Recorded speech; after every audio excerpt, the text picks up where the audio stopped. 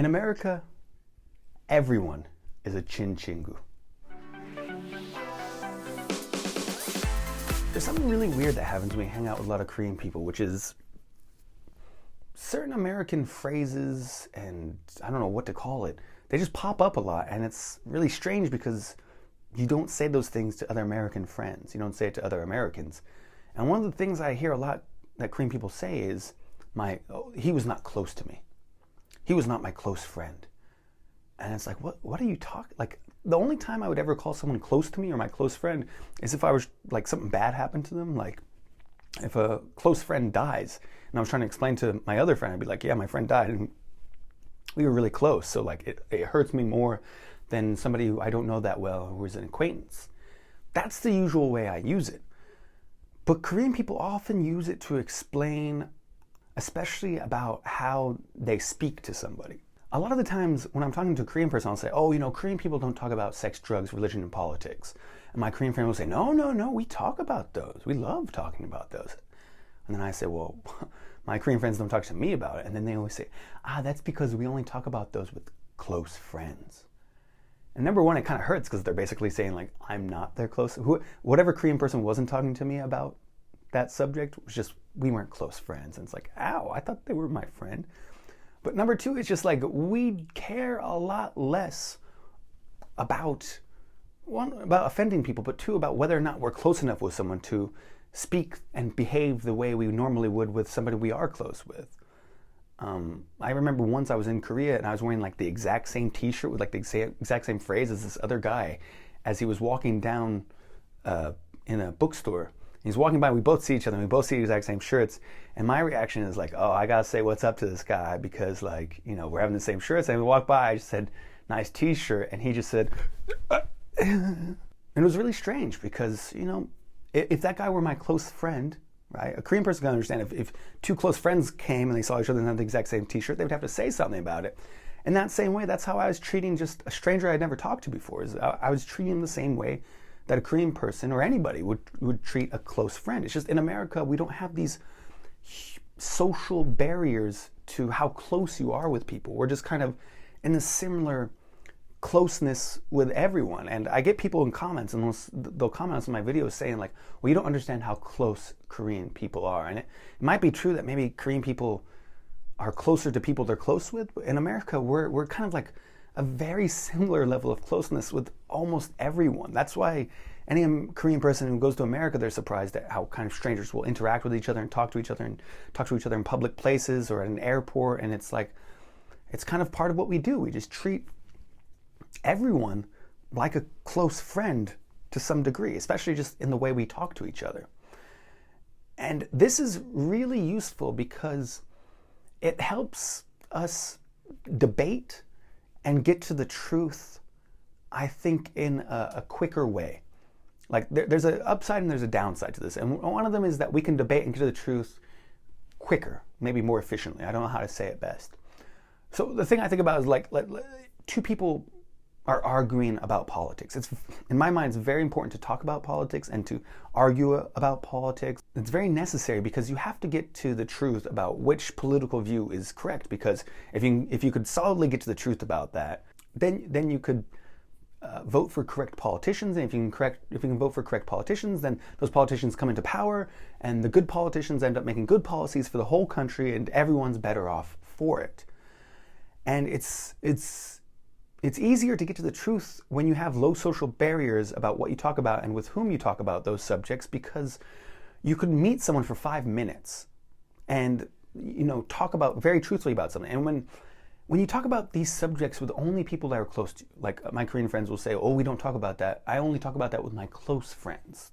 We talk about those controversial things, but only with my close friends. And the bad part about that is your close friends are going to agree with you a lot more than strangers will, because the reason they're your close friends is because you have similar backgrounds, you have similar histories. Both of you probably went to the same high school, middle school, or college, and the reason you went to that high school, middle school, or college is because you come from similar socioeconomic backgrounds, and you probably have similar stations in life. You're at least from the same city. You guys have all these commonalities, which will make you guys naturally just agree with each other. And just talking to somebody about something that you agree about doesn't help you get to the truth and the core of the matter.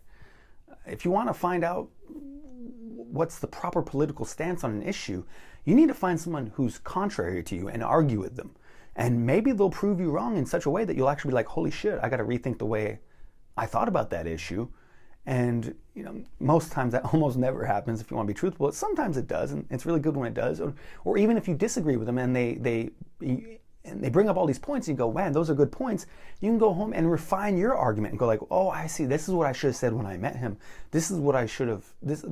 I could see that my opinion is still valid. It's just now I've strengthened my argument even more because I've been able to see what the opposite side thinks.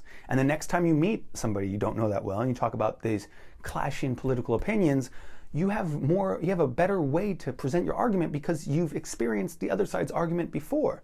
And through that debate, people hopefully, very, very seldomly, but people do change their minds and they do get to the truth and they do end up voting for better politicians who make better policies for everyone in that country.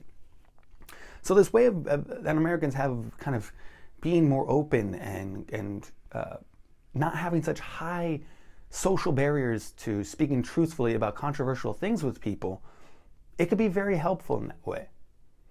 But the way that these social barriers that Korean people have, they're not always bad. There's a reason they came about, which is it's obnoxious to argue with people sometimes. I don't want to sit there and argue with people all the time. And when you just meet somebody, I like meeting a lot of people. I like hearing people's different stories from people's different backgrounds and everything like that. And when you come up to someone and you immediately, within 5 minutes, start arguing about politics, it's not fun sometimes, and it's annoying. It's like, oh, I don't want to talk about that right now. I just want to talk about, neutral subjects, especially when you first meet someone. Here's my theory about when you first meet someone or meeting new people. You guys have a lot of stuff to tell each other. You guys come from different countries maybe, but at least different cities. You've traveled to different countries. You've experienced different things in your life. You guys went to different colleges, so you guys have different college traditions, or you have stories of things that you did in college. You guys go to different places of work and you can tell them something interesting about your work. You have all of these things that are neutral. They don't need to be confrontational. They're not argumentative, but they're still interesting. And you can do that with people that you don't know that well. And Korean people kind of take advantage of the fact that there's like a lot of new stories you can listen to from someone you don't know that well, because you're not immediately locked into a political debate about drugs or politics or whatever it is. And then as you get to know someone better, those stories about what they did in college, those stories about what they did in high school, you've already heard them all. All the neutral subject matter is kind of gone. It's over. And then you have to start talking about things like politics, drugs, and religion, because those things have a lot of analysis based on them. And those things have opinions that are ever changing, because you watch some YouTube video or you argue with some guy and you go like, oh, I like that opinion. And then you go to your close friend who you can be very open with, and you could say, look, I saw this new video and this is what I think. And he goes, but that's not what you thought before, and I don't think that. And then you can kind of get into that debate with them. And as much as I say that Americans have lower social barriers, we still do have social barriers. And so you end up kind of sometimes holding yourself back when you're talking to someone who's, a little bit you hold yourself back and you don't want to like get too much on them. But when you do it with your close friends, you can be completely confrontational and really do it well. And that's like the benefit of the Korean style, is that really it just boils down to sometimes if you meet someone new, you don't want to yell about politics and all that stuff. And in the Korean style, you end up just being able to have a good time with someone you met new without having to dance on this line of, oh, here we go, we're going to get into it now. Now we're going to yell about politics. You can just have a good time with someone. But the downside is that if you don't at least yell and scream at people you don't know that well and be very truthful with them, you end up having a harder time as a society getting through controversial issues and getting to the truth and at the heart of the matter and solving some problems that need to be solved. So if you like this video, give it a thumbs up. If you hate this video, give it a thumbs down. If you love me or hate me, hit the subscribe button. What I'm saying here is I don't know how people are really going to take it. Like, I can see a lot of people arguing against me, saying, no, I met someone for 5 minutes once and I yelled at them and I'm Korean. Or even some people who said like, no, I knew a lot of guys in America who wouldn't ever talk about politics and religion. I mean, there's even an American saying, which is, there are 3 things you don't talk about at the dinner table: religion, politics, and maybe it's just those 2 things. So we also have that in our culture. It's just kind of an old style of thinking. We don't follow it that much anymore. But anyway, if you have any comments about them, negative, positive, or neutral, of course, please leave them below, and I try to read as many as I can. Remember, these videos come out every Friday at 7 p.m. So if it's after 7 p.m. on a Friday, there's a new video out, and you should check it out. And of course, remember, most important thing of all, have a super awesome day.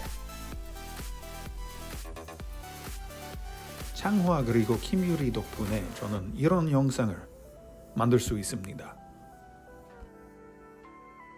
여러분의 지원 덕분에 이번 영상을 제작할 수 있었습니다.